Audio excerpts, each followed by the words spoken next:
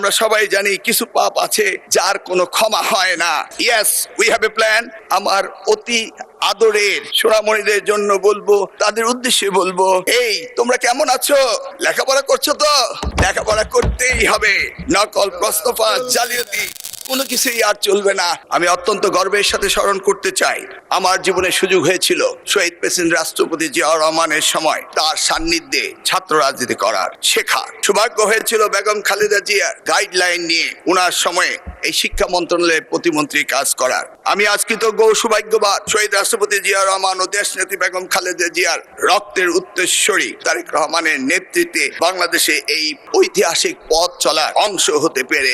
মাননীয় speaker, mister speaker, আজ আমি লম্বা বক্তৃতা দিতে দাঁড়াইনি, কারণ বাংলাদেশের ইতিহাসে অতীতের যে কোনো সংসদের চেয়ে এই সংসদ একটি ইউনিক এবং একটি এক্সক্লুসিভ। মহান জুলাই অভ্যুত্থানের পটভূমিতে শহীদের রক্তদানের মধ্য দিয়ে 2 শতক পরে জনগণের ভোটের প্রতিনিধিত্ব হয়ে এই সংসদের সৃষ্টি হয়েছিল।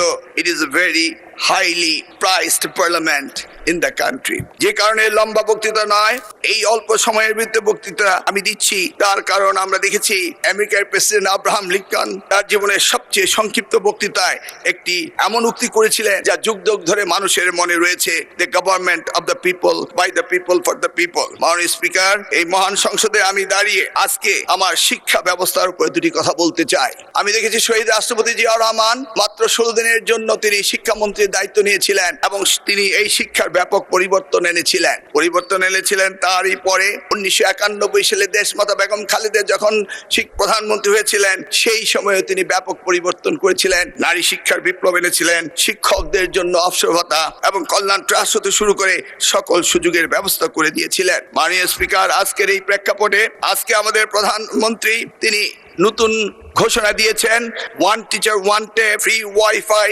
মাল্টিমিডিয়া ক্লাসরুম হতে শুরু করে বিনামূল্যে স্কুলের ড্রেস এবং স্নাতক পর্যন্ত মেয়েদের উপবৃত্তির ব্যবস্থা, শিক্ষা খাতে মৌলিক বৈষম্য নিরসন এবং প্রাথমিক শিক্ষায় mid day meal, learning youth happiness হতে শুরু করে অসংখ্য। আমার এই স্বল্প সময়ে তা অসম্ভব নয় বলে আমি আর বাড়াচ্ছি না। মাননীয় স্পিকার, তিনি মাধ্যমিক স্তরও এই ধরনের অনেক সুযোগ সৃষ্টি করেছেন, এমনকি তিনি টার্সিয়ারি লেভেলের এডুকেশনও অনেক সুযোগ সৃষ্টি করেছেন, যেটা করেছিল 1992 সালে প্রাইভেট ইউনিভার্সিটি অ্যাক্ট করে বেগম খালেদা জিয়া এবং ন্যাশনাল ইউনিভার্সিটি অ্যাক্ট করে এই দেশে বেসরকারি খাতে শিক্ষার ব্যাপক পরিবর্তন এনেছিলেন মাননীয় প্রধানমন্ত্রী। আমরা জানি 2008 সালে মার্কিন প্রেসিডেন্ট বারাক ওবামা তিনি বলেছিলেন, yes we can do justice and equality, we can have the opportunity and prosperity, we can have heal the nation, yes we can repair the world। যেমনি ভাবে আজকের প্রধানমন্ত্রী 25শে ডিসেম্বর যখন বাংলাদেশের মাটিতে এসেছিলেন, তখন তিনি বলেছিলেন, yes we have a plan,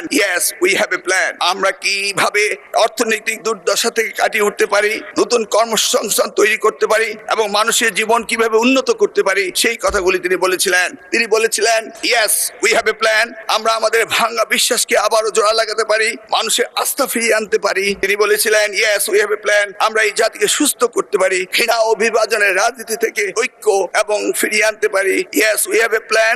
আমরা শুধু একটি দেশ নয়, পুরো পৃথিবীর জন্য পরিবর্তন আনতে পারি। yes we have a plan। তার জন্য পুরনো বস্তুপতা রাজনীতি থেকে বেরিয়ে আসতে হবে, ক্ষমতায় থেকে টেনে ফেলার রাজনীতি বাদ দিতে হবে, সমৃদ্ধ বাংলাদেশের পথে ঐক্যবদ্ধভাবে এগিয়ে নিতে হবে। মিস্টার স্পিকার, আমি সংক্ষেপে একটা কথা বলতে চাই।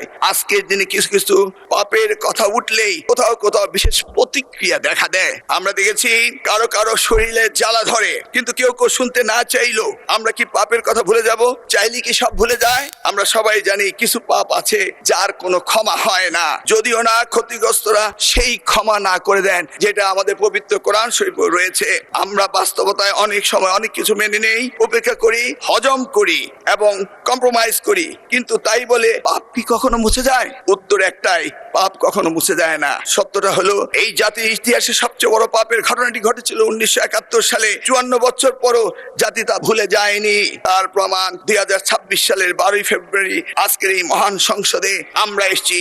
সুতরাং এই পাপের কথা আমরা ভুলে যাব না, বরং প্রজন্ম থেকে প্রজন্ম আমরা এই পাপের কথা বলেই যাব। মাননীয় স্পিকার, মিস্টার স্পিকার, পরিস্থিতি আমি যা বলে শেষ করব তা সারা দেশের আমার অতি আদরের সোনামণিদের জন্য বলবো, তাদের উদ্দেশ্যে বলবো, এই তোমরা কেমন আছো?